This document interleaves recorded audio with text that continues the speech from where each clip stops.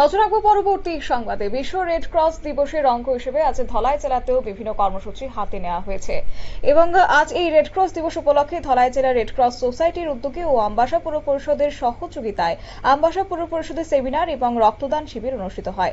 অবশ্য চারা গাছে জল সিঞ্চনের মধ্য দিয়ে সেমিনার ও রক্তদান শিবিরের সূচনা করেছেন এবং উদ্বোধন করেছেন আমবাসা পুর পরিষদের চেয়ারপারসন প্রতিমা মালাকার, যেখানে উপস্থিত ছিলেন রেড ক্রস সোসাইটি ধলাই জেলার চেয়ারম্যান ডক্টর সুরুচিত দেববর্মা সহ অন্যান্যরা।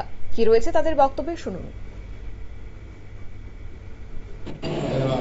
ওয়ার্ল্ড রেড ক্রস ডে হিসাবে আমবাসা মিউনিসিপ্যাল অফিসে ছোট্ট একটা রেড ক্রস ডে উদযাপন করেছি এবং রক্তদান হিসেবে আমরা কমসে কম এখন অবধি 52 জন লোকের রক্তদান নিয়েছি এবং এই কার্যকলাপে যেটা আরো সুন্দরভাবে ভবিষ্যতে আমরা এগিয়ে নিতে পারি তার জন্য জনগণের কাছকে আমি আহ্বান করছি এবং আমি সকল মিডিয়া ভাই বন্ধুদেরও জানাচ্ছি যে তারা এখানে আসার জন্য আমি সবাইকে অনুরোধ করছি যাতে এই প্রোগ্রামটা যাতে আরও ভবিষ্যতে আমরা সুন্দরভাবে এগিয়ে নিয়ে যেতে পারি, সবার সফল কামনা করছি।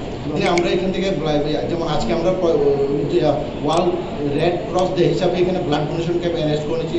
আমাদের আরও ইচ্ছে আছে গন্ডাছড়ার মতো ইন্টেরিয়র প্লেস, ছামুর মতো ইন্টেরিয়র প্লেসে আমরা হেলথ ক্যাম্প করার জন্য ওইসব এলাকায়ও যাতে আমরা কোনো ডিজাস্টার ম্যানেজমেন্ট কোনো কিছু হলে আমাদের কোনো রেড ক্রস থেকে আমরা গিয়ে যাতে হেল্প করতে পারি, এগুলি নিয়ে আমরা আগামী দিনে কর্মসূচি পালন করার জন্য চিন্তা ভাবনা করছি।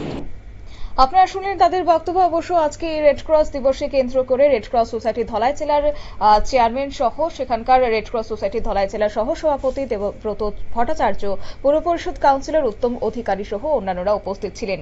এদিনের এই সেমিনারে রেড ক্রস সোসাইটির সামাজিক মূলক কাজকর্ম এবং আগামী দিনে কি কি করণীয় সেই বিষয় নিয়ে আলোচনা করেন রেড ক্রস সোসাইটির কর্মকর্তারা।